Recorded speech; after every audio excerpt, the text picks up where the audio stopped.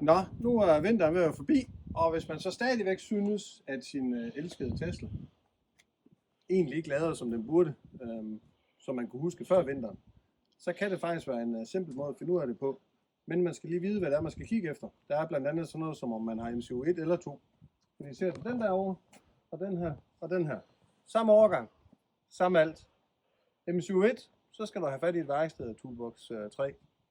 MCU 2, så kan vi noget selv. Og det samme her. Det vi faktisk leder efter, det er sådan nogle simple ting som de pumper her, ventiler og lignende.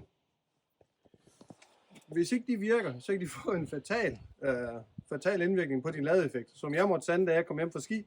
Der var en pump i min bil, der var gået, og da jeg så endelig landede, den ville ikke lade som i ingenting. Der var for koldt, den var bare out. Så derfor skulle jeg så efterlade bilen, og jeg måtte jo så ringe efter nogen for at hente mig. Men jeg kan vise jer nu, hvordan man kan teste det. Hvis man stadigvæk synes, den lader ringe, så skal jeg prøve at vise jer en simpel test, hvis man har MCU 2, man kan foretage, så man lige kan blive lidt glad for sin bil igen. Nu vil jeg prøve at vise, hvis du er i tvivl om du har MCU 1 eller 2, så vil jeg lige prøve at vise, hvordan du egentlig nemt kan se efter, om du har det ene eller det andet. Fordi det er sådan en rimelig stor krav for at kan gøre det her. Du kan se de små 3 prikker lige der. Dem trykker vi lige på. Jeg kan så se, at jeg har YouTube-video, jeg har Apple Music osv. Det betyder, at jeg har MCU 2. Så i den her bil vil jeg kunne selv udføre den test her, som jeg kommer til at vise dig nu, hvordan du gør. Det du gør, det er, du trykker på bilen hernede. Kommer du op her, så trykker du på software. Ja, software. Så skal jeg lige have mine briller med nu her. Der. Trykker du på S'e. Kommer lige sådan en lille wing. S-E-R-V-I-C-E. Service. OK. Enter. Så er vi inde i... Så kommer vi ind i service mode. Det er så herinde, hvor vi kan begynde at have sådan lidt sjovt. Hvor vi kan se en masse sjove ting. Alt efter hvor ny den er selvfølgelig, så har vi endnu flere muligheder. Det vi skal lave nu, det er, at vi skal have lavet en thermal test. Så derfor går vi ind i thermal, actions, trykker vi på actions. Så er der en self-test, der hedder thermal test. Den trykker vi på. Her skal vi så lige være opmærksom på, at vi skal have åbnet gatewayen.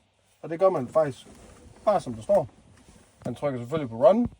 Så beder den om, at du skal lige unlock gateway. Det gør du ved at træde på bremsen, og så holde dit blinklys mod højre. Så låser du den op. Så er den låst op i 90 minutter. Så laver vi lige run routine. Getting.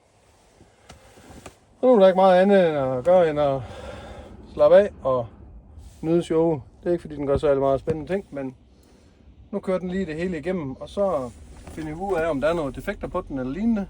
Og så deraf, om vi kan gøre nogle forbedringer, så vi kan optimere vores ladeeffekt. Så kom testresultatet frem på den bil, jeg sidder i her. Her kan man så se, sådan har jeg set den ud, når den er færdig. Her kan man så se de forskellige ting, den tester. Ja, det er perfekt. Der er alt i orden på den her bil her. Det er også en meget fin bil. Men alt er i orden. Der er ikke noget at forbedre på den her bil. Den lader så også til gengæld rigtig godt. Det gjorde den anden ikke, hvilken jeg snakkede om tidligere, hvor jeg blev nødt til at sende bud efter nogen for simpelthen at få os hjem, fordi den kunne vitterligt ikke lade. Der var fejl på en pump. Jamen, den blev skiftet. Så var alt godt igen. Og ingen problem. Så udfør den test her. Se efter, om der er nogle defekter. Er der det, få dem udbedret. Og så lader den gamle dame fuldstændig som perfekt igen. Når jeg har gjort det her, så er det selvfølgelig bare close. Og der er masser, man kan lege med stadigvæk. Og så er det bare at trykke her. Exit. Så er I tilbage. Nyd det. Håber det bliver godt. Håber I får en god sommer med bilen. Tak.